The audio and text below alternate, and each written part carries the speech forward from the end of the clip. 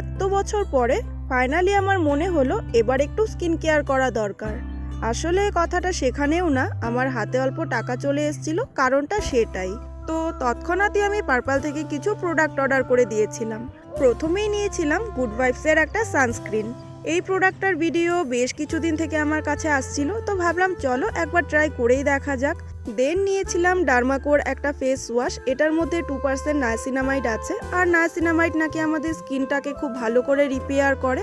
তো সেটা রিলেটেড আরেকটা প্রোডাক্ট নিয়েছিলাম, যেটা হচ্ছে ফেস সিরাম পিলগ্রিমসের। তার সাথে নিয়েছিলাম গুড ভাইবসের ব্রাইটেনিং জেল ক্রিমটা। আর মেবি আমি পার্পল থেকে প্রথমবার অর্ডার করলাম, সে কারণেই দেখো আমাকে 3টা প্রোডাক্ট পাঠিয়েছিল গিফট হিসাবে। সেখানে ছিল প্লামের একটা ছোটো সাইজ সানস্ক্রিন, তার সাথে ছিল মামা আর্থের একটা অনিয়ন শ্যাম্পু, আর এখানে ছিল ল্যাকমির আরেকটা সানস্ক্রিন।